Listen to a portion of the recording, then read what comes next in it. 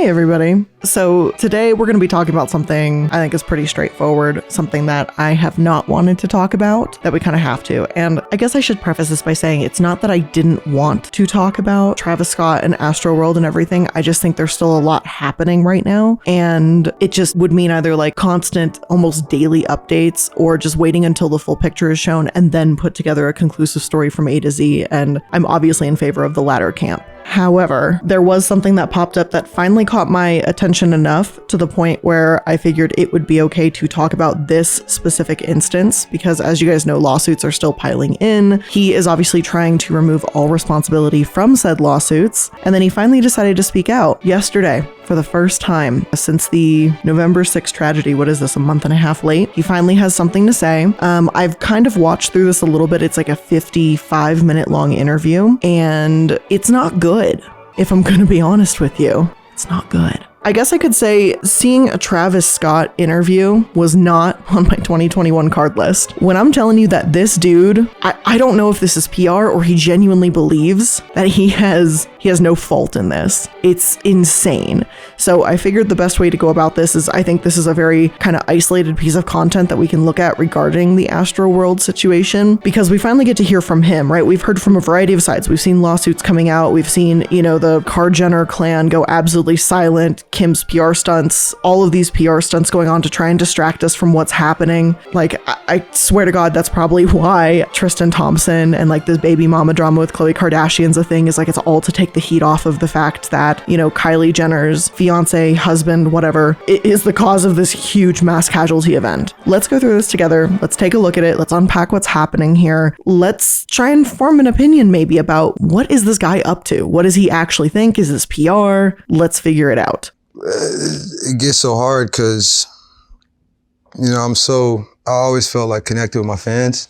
All right, I'm gonna stop you right there, Chief. You feel so connected with your fans. I'm gonna be honest, right? Like there's a ton of compilations out there of other artists that stop their fans, go into the concert pits, yell, say I'm not continuing the show until you get this gal help, this guy help, this whoever help. Right. And he's just, I'm so connected with my fans. And that's why he didn't do anything during the concert. And it took him a month and a half to even respond to the fact that 10 of his fans fucking died.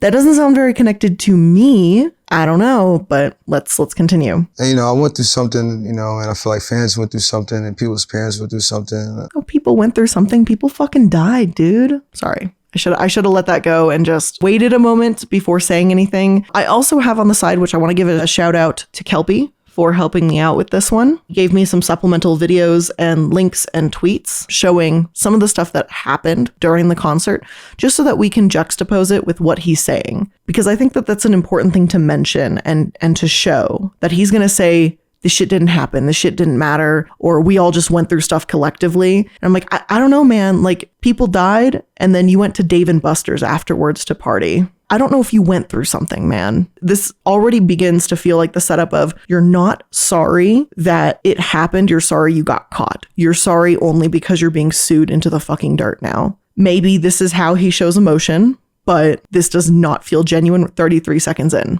I really wanted to be there. And just, wish you could just kind of like hold everyone, He wishes he was there to heal and help his fans. Again, is that why you went absolutely fucking silent for a month and a half? Is that why? What's your intention with this conversation? Like what do you hope to get out of this, or what do you hope to get out? I don't personally have an intention. I just feel like something happened, and I feel like it's just, I want to notate that so far, he won't refer to people dying. So when he says there's no intention and he says, oh, just something happened, just something occurred, something changed. I just want to let you guys know, with 95% accuracy, that's a PR statement. That's a PR move, that he was coached into that. Because he does not want to admit that he was involved with anything, because that's what the lawsuits all against him are hinging on, is that his team, the management company, these people are aware. So he cannot admit or acknowledge that those things were around. I've been doing this for such a long time, and, nothing like this ever happened, so it just kind of like, you just kind of figuring out. And at the end of the day, like, these fans are your family. So you just feel like you lost. He says like something like this never happened. Let me see if I have this clip, but I would like to show this because this has happened before at Travis Scott's concerts. Not to this degree, not where people have died, right? But there's the shoe incident that everyone talks about. Let me see if I can pull it up. A fan tried to steal Travis Scott's shoe. I want you to just watch what happens. Come here, bitch. Watch what happens here. Get that motherfucker, get him. You tried to take my shoe? You want to be a thief? Fuck him up. Fuck him up. Fuck him up. Get him out of here. Get him out of here. He didn't kill somebody, but I believe that person got a concussion. I think like that person was actually fucking beat. That's a thing that happened. I mean, when you directly tell your fans to fuck somebody up, I don't know how else you're supposed to interpret that. There's nothing friendly about that behavior. Not a single moment of that is friendly. There's also an incident here. Hold on, let me pull this one up too. This is about the fan that is paralyzed now from a Travis Scott concert previously. And Travis Scott has also pleaded guilty to, I believe it's inciting violence from another concert in which I believe another child was injured. Let me double check that before I say that's factual. So on April 30th, 2017, Kyle Green attended the Travis Scott concert at Terminal 5 in New York City. Green, then 23 years old, said he was pushed from a third-floor balcony during the show, leaving him paralyzed. And this apparently had happened before, too, where Travis had told somebody to jump from the balcony at the same concert, and then this guy got pushed. Okay, this is in 2017. This has been known behavior. So now here's another stampede in question. This is 2015, by the way. Chicago Sun-Times, I hate you. Stop it. So he was charged for concert-related injuries for 2015 and 2017. Oh my God, can I not have one article here? Anyway, he insulted a riot and there was a stampede at a 2015 Lollapalooza, Arkansas, where police say he encouraged fans to rush the stage. Interesting fucking behavior, isn't it? It's almost like it happened again. So I just want to point these things out for when he says this shit. When he says that, you know, as an artist, this has never happened before. Because it has. And he's the one who's made it happen before. No one's just ever died yet. Now they have. But I had to really channel these emotions to just remember, like, you know, if no one's going to be a voice for these people, I got to like kind of step up and kind of like be a voice to just figure out that. Sir, be a voice for who fucking exactly? He didn't say anything. This is his first time publicly speaking. It's been over a month. He's done no speaking. Incredible. Not in a good way. Yeah, you said you was in the room, but then people saw you at the golf course. Yeah, with Michael Jordan and Mark Wahlberg. What was that? It was just Thanksgiving. You know, and they were there. You know, it's just good people to have around in the community. And, you know, that was just more like a personal time, just trying to get around. Oh, yeah, personal time after people died to, you know, go to a golf course because it was just Thanksgiving. That's interesting. That's fucking interesting. I don't know. Maybe this is just me right now. Maybe this is just me right now. But yeah, just Thanksgiving with Mark Wahlberg, you know, nothing crazy. So you couldn't apologize to your fans, and you still haven't. And by the way this interview is going, there's not going to be an apology. Just so we know a timeline here, right? And of how sincere this man is. This interview goes live December 9th, right? This article right here, published December 8th, the day before this interview goes live. Travis Scott requests lawsuits be dismissed, denies legal liability in Astroworld tragedy. Yet he's so sorry, right? That's why for Thanksgiving, he was on a golf course because he was so sorry. Just want to point this out that this makes no fucking sense whatsoever. Now, let's talk about that night, man. When did you find out things got as bad as they did?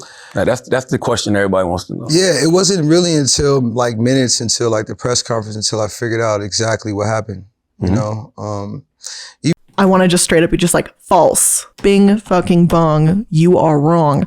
But that's an opinion for the Kardashian Jenners who are very Sue happy. That is only an opinion. Let me pull up this video right here. And we're going to take a look and see if he didn't know. All right. So he didn't know until the press conference. Let's try and take a look at what the footage that evening says. So this girl right here, if you see this guy, this is a camera crew, right? So this is someone who would be mic'd and able to speak with other management, other security. She is clearly yelling, there is someone dead in there. And nothing. But he can't stop his show for the lives of his Look at fans. this.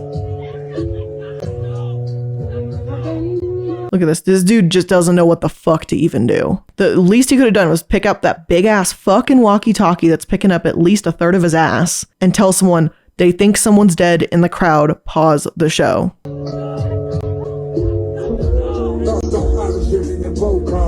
Instead, you can see him motioning his hands to essentially say, get away from here.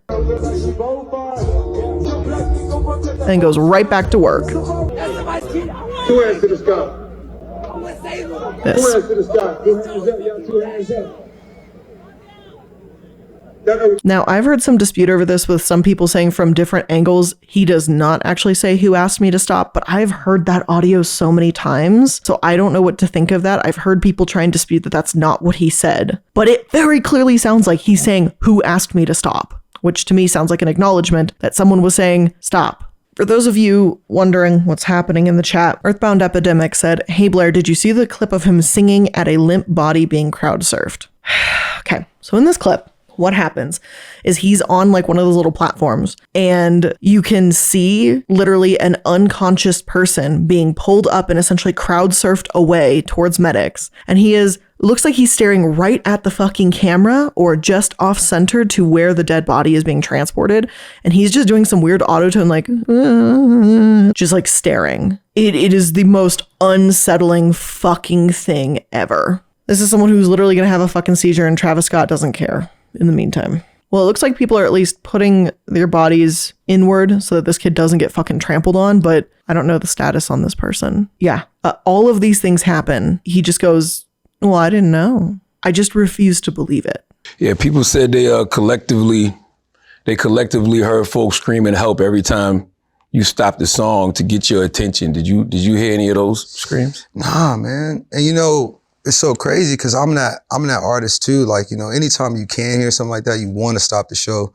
You want to make sure, you know, fans get the proper attention they need. You know? Insert him telling fans to fucking beat somebody over a shoe theft. This will go perfectly in line with what Travis just said. We can insert shoe or we can insert this clip.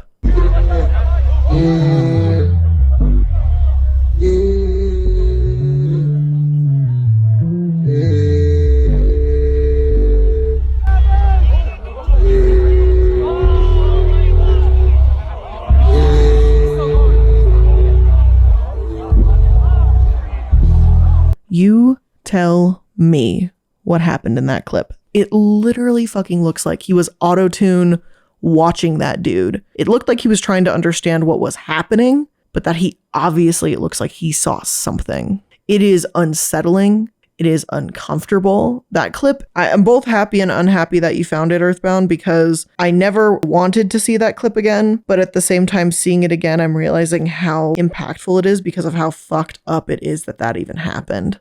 Break that down a little more. Like nobody knows what it's like being on stage except for other artists. So speak to us from that perspective of what you can see and hear. It was like, what? This is a good question because I've heard different accounts that when all artists perform, obviously the music coming out of the speakers, right? It's going to be super loud. It's going to be overwhelming. So as an artist, to not only protect your ears, but be able to hear important information, you have these little in-ear headphones to help you communicate with people with what's needed. You see it in other videos when artists need to stop the show. You'll see them like talking into an earpiece or something like that. That's what they're going to discuss right now.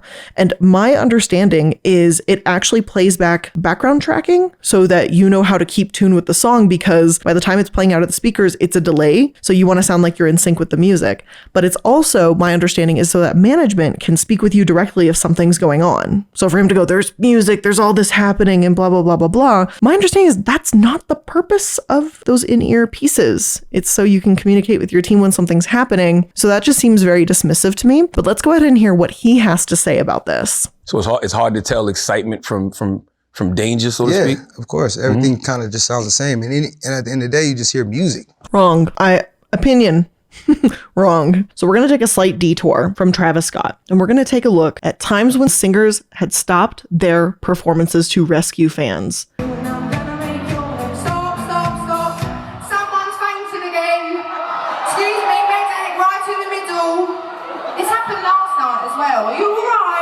Can you see? Can someone look like they care, please? Someone's fainted over there. Can you move out of the way for the medics, please? The second she fucking realizes that something bad has happened. And you'll notice she said this has happened again because someone fainted the night before too. And I assume the same reaction occurred, the same situation. She says, stop the show, someone has fainted. She also says things like, get out of the way, medics are on the way. And do you see what happened in that situation? The fans will listen to Adele because she is the voice. She is the performer they have paid to see. And so in this scenario, she has total control over those thousands of people at this venue. This behavior that Adele is presenting is supposed to be something that artists are supposed to do at concerts. It is, in a degree, their responsibility over their fan base because this is a direct moment where you can do something to stand in for your fans other than just give them a good show. Do you think that auto-tuning over someone while their body is getting fucking like lifted out, is that the response? Or should this have been the response? And this night was just like a regular show. Mm-hmm. You know, it felt like to me. As far as like, you know, the energy, people, it didn't feel like it was like, you know, people didn't show up there to just be harmful. I would like to present a tweet that he has since deleted. And you tell me what this means. This was made in relation to this very Astroworld concert selling out. He says, nah, and we still sneak in the wild ones in. So concert venues have limits on how many people are supposed to be in. They say for health, fire code, whatever, this is how many people can be in this venue. So here he is back in May, actively essentially saying, no, we're still going to sneak in people. This happened hours before the concert. That right there, fans breaking down the barriers to the Astroworld arena so that they can get into the Travis Scott concert because they're still sneaking the wild ones in even if you didn't get a ticket. It doesn't make for a safe environment. He had the ability to stop this. He had the ability to say something and they would listen. And now he's going, well, you know, we're making this a safe environment. You encouraged it, which made this, which made overcrowding, which led to crowd crush, which led to 10 of your fans fucking dying. So I think it's a pretty clear chain of events from my perspective.